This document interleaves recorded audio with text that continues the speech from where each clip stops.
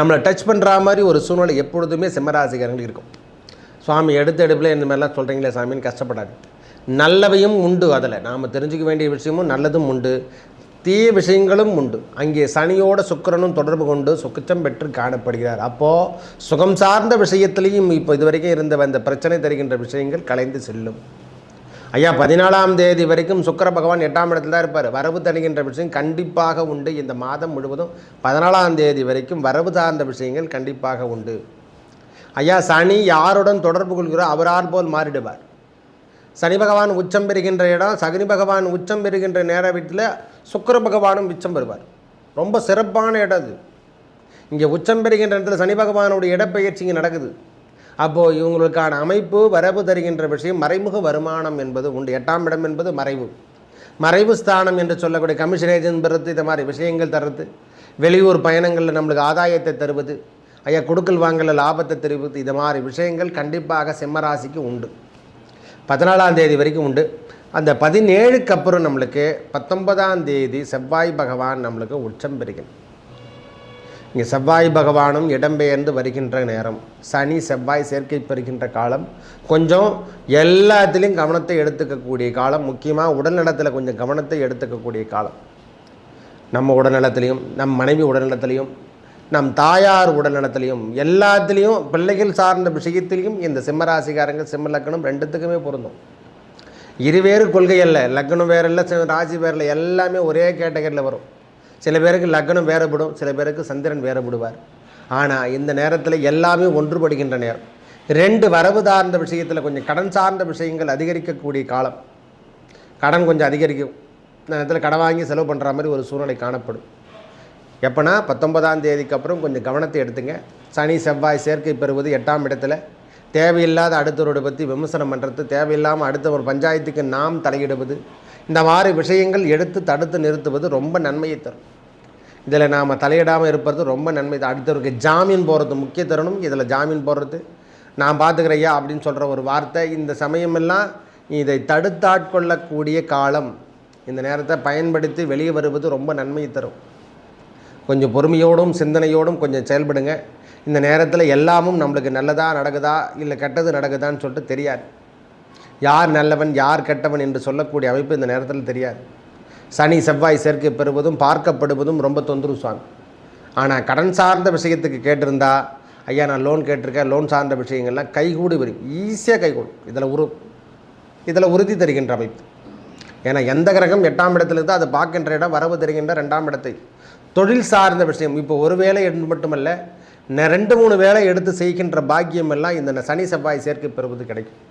ஐயா நான் வீடு கட்ட ஆரம்பிச்சிருக்கேன், எனக்கு இது வேலை நடக்குமா நடக்காதுன்னா ஈஸியாக நடக்கும். அதில் உறுதி சொல்ல முடியும்.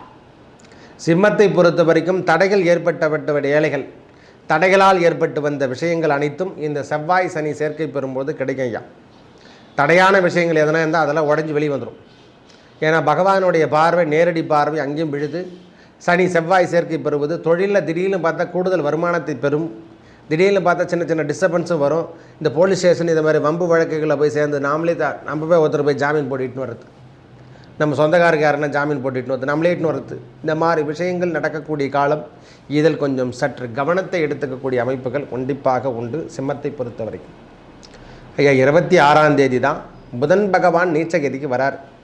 நம்ம ராசிக்கு 2ஆம் அதிபதி, அவர் 8ஆம் இடத்துல நீச்சகதி பெறுவார். சுக்கிர பகவான் 14ஆம் தேதி இடம்பெயர்ந்து நம்ம ராசிக்கு 10ஆம் இடத்துக்கு சென்றிடுவார். மெயினாக 9ஆம் இடத்துக்கு சென்றிடுவார். அதிலிருந்து ஓரளவுக்கு பணம் சார்ந்த விஷயம் என்பது அதிகரிக்கும்.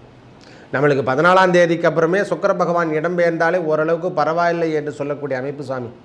ஓரளவுக்கு நம்ம கட்டுக்குள்ளே இருக்கக்கூடிய அமைப்பு தான். கடன் சார்ந்த விஷயமும் ஏதோ ஒன்று நம்மளுக்கு ஆதாயத்தை கொடுத்து கொண்டே இருக்கும். சனி பகவான், குரு பகவான் 11ஆம் இடத்துல இருக்கிற பக்கர நிவர்த்தி அடையக்கூடிய காலம். அதனால் இதுவரைக்கும் இருந்து வந்த தொந்தரவான விஷயத்திலிருந்து நாம் விடுபட்டு வருகின்றோம். 2 விஷயங்கள் நம்மளுக்கு நல்லது உண்டையா. 2 விஷயம் சின்ன சின்ன பேடான விஷயங்களும் நடக்கும். அதில் மட்டும் கொஞ்சம் கவனத்தை எடுத்துங்க. பொறுமை நிதானம் என்பது ரொம்ப முக்கியம். 19ஆம் தேதிக்கு அப்புறம் இந்த பொறுமை சார்ந்த விஷயங்கள் முக்கியம். வண்டி வாகனத்தில் செல்லும்போது பொறுமை முக்கியம். சிம்மராசிகாரங்களுக்கு இது ரொம்ப உன்னதமான காலம் என்று உன்னிப்பாக பார்க்கக்கூடிய காலமும் உண்டு. இதை நாம் கொஞ்சம் கவனிக்கணும். ஏன் சாமி இதை அழுத்தம் திருத்தமாக சொல்கிறீங்கன்னா அப்போ தான் தெரியும். பொறுமை, நிதானம், பிரதானம் ரொம்ப முக்கிய தருணம். இந்த கண்கள் சார்ந்த விஷயத்தில் கொஞ்சம் கவனத்தை எடுத்துங்க. இந்த வாய் தொந்தரவு, வாயால் ஏற்படக்கூடிய பிரச்சனை, இதெல்லாம் இப்போ கொஞ்சம் 2ஆம் இடம் என்று சொல்லக்கூடிய இடத்துல சுவாசப்பை, மூக்கு சுவாரம், காது, இதை மாதிரி இடத்துல வலியர்கள் விபத்து, இல்லை கட்டி வர்றது, இந்த மாதிரி விஷயங்கள் ஏற்படும். தொண்டை பிரச்சனை, இந்த மாதிரி பல்களில் சொத்தை என்று சொல்கிற மாதிரி வாயில் எதனா ஒரு புண்ணு வர்றது, இந்த மாதிரி விஷயங்கள் ஏற்படக்கூடியன்ற காலம். இதில் கொஞ்சம் கவனத்தை எடுத்துக்கொண்டாலே போதுமானது. சிம்மத்தை பொறுத்த வரைக்கும் பங்குனி மாதம் வரவும் உண்டு, அதற்கேற்றாற்போல் செலவினங்களும் உண்டு. தாயார் உடனத்தில் அக்கறை எடுத்துக்கணும். இந்த நேரத்தில் தாயார் சார்ந்த உறவுகள் சார்ந்த விஷயத்திலையும் கொஞ்சம் அக்கறை எடுத்துக்க வேண்டிய விஷயம். பொறுமை, நிதானம், பிரதானம் என்று சொல்லக்கூடிய அமைப்பு இந்த மாதம் முழுவதும் காணப்பட வேண்டும். இந்த உணர்ச்சி வசப்படுறதெல்லாம் இந்த நேரத்தில் தூக்கி போட்டுடுங்க. கணவன் மனைவி உறவில் சின்ன சின்ன சஞ்சலவுகளும் சட்டை சச்சரவுகள் இதெல்லாம் ஏற்படும். இதனால் பொறுமை, நிதானத்தை மட்டும் கடைபிடிங்கயா. நல்லவை அனைத்தும் வந்து சேரும், நல்லதே நடக்கும். வரவு என்பது இந்த மாதம் முழுவதும் காணப்படும். சின்ன சின்ன தொல்லையிலிருந்து இப்போ விடுதலை பெறுவார்கள். எப்படி சொல்கிறதுனா, கெண்டகச்சனி பார்வையிலேருந்து நிறைய பேர் சிம்மத்துக்காரங்க நிறைய வெளியே வந்துட்டாங்க. ஒரு 80% வெளியே வந்துட்டாங்க சிம்மராசிக்காரங்க. சனி பகவானுடைய பார்வை ரொம்ப கடுமையானது. அதிலிருந்து விடுபட்டு வெளியே வந்தாலே போதுமானது. நம்ம வேலை சார்ந்த விஷயங்கள் எல்லாமே அனுகூலத்தை தரும். கொஞ்சம் கொஞ்சமாக நீங்கள் வெளியே வந்துடுவீங்க ஈஸியாக.